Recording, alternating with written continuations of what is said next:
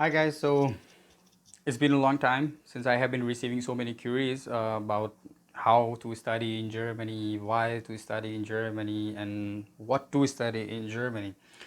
So, though this is a quarantine time, I thought it's the best to make the best use of this time is like to make it productive for me as well and for you guys as well.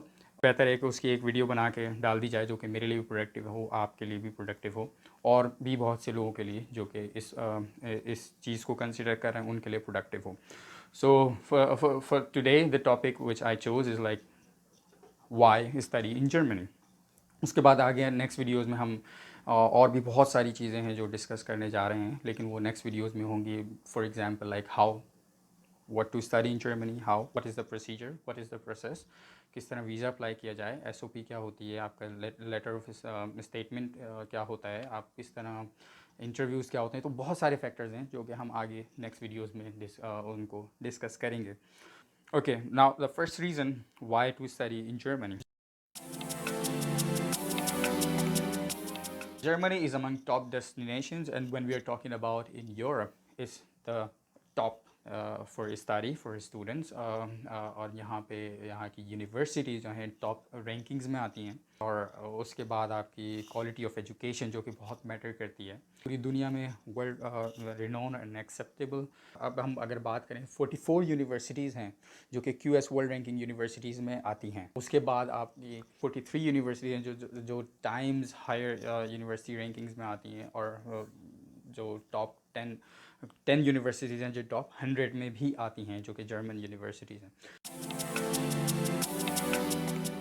उसके बाद जो factor आता है, जो most compelling factor है for me, और जिस तरह के मैं खुद पाकिस्तान से हूँ, I understand like most of the people they don't have the budget. जैसा कि अगर हम बात करेंगे कनाडा, एवरेज ट्यूशन कॉस्ट की अगर हम बात करें फ़ीस की, तो कनाडा में $18,000, ठीक है. US में आपके 22,000, और आपका UK में उससे भी ज़्यादा, मतलब 30,000. और फिर उसके बाद अगर आप उसको कंपेयर करें उसको जर्मनी से, जर्मनी में सिर्फ 650 euros tuition cost है, which is a most compelling factor for me, which was a most compelling factor for me. That is the reason why I decided in favor of Germany.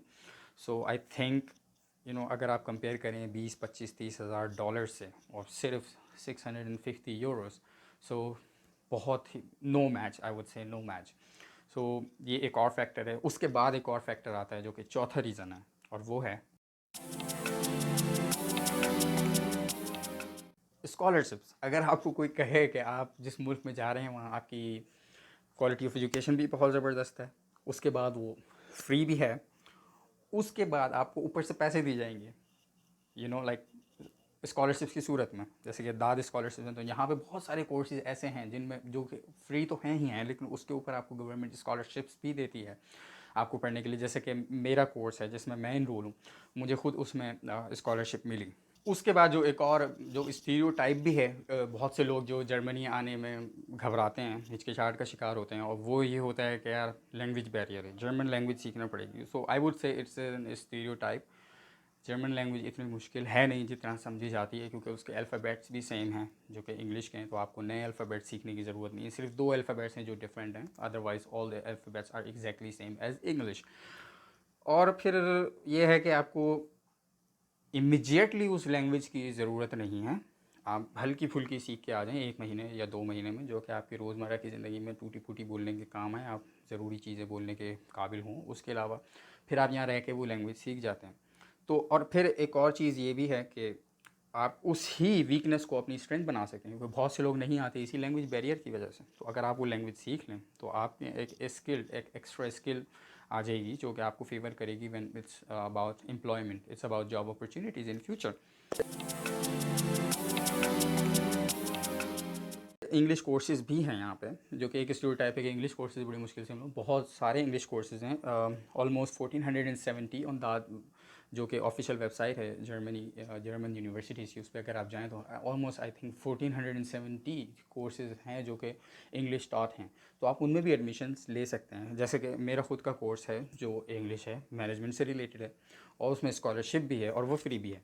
सो सारे benefits एक साथ. तो खैर आपको भी उस तरह के कोर्सेज मिल सकते हैं. The only thing you have to do is like go to that website, and you can find the course there, university there, scholarships there, everything, all the requirements.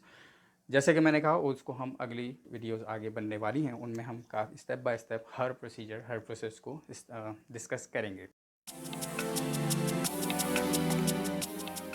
उसके बाद जो नेक्स्ट फैक्टर आता है वो है जॉब्स। जैसे कि मैंने कहा कि अगर आप जर्मन सीख लें, वैसे जर्मन के बगैर भी जॉब अपॉर्चुनिटीज़ हैं यहाँ पे। जैसे कि मैंने इंटर्नशिप करी, मुझे उस वक्त जर्मन नहीं आती थी, तो मैंने इंग्लिश में ही इंटर्नशिप करी।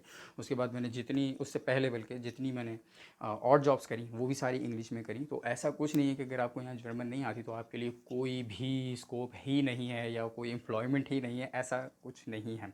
हाँ, ये ज़रूर है कि अगर आप जर्मन सीख जाते हैं तो आपके पास अनलिमिटेड एम्प्लॉयमेंट अपॉर्चुनिटीज़ हैं यहाँ पे। ठीक है, तो क्योंकि अगर आपको जर्मन नहीं आती तो कुछ लिमिटेड आपके लिए फील्ड्स ओपन होती हैं जो इसमें आप सिर्फ जॉब ले सकते हैं। अदरवाइज़ और बहुत सारी फील्ड्स होती हैं जिसमें जर्मन रिक्वायर्ड होती है, जैसे मार्केटिंग हो गई, सेल्स हो गई, या और इस तरह की काफ़ी उसमें जर्मन रिक्वायर्ड है। मैनेजमेंट हो गई, उसमें जर्मन रिक्वायर्ड है। लेकिन अगर आप आते हैं मैथमेटिक्स की तरफ या इंजीनियरिंग की तरफ, या आप आते हैं वेब डेवलपमेंट की तरफ, उसमें जर्मन इतनी रिक्वायर्ड नहीं है। सो दैट्स अनदर फैक्टर कि यहाँ पे बहुत सारी जॉब अपॉर्चुनिटीज़ हैं।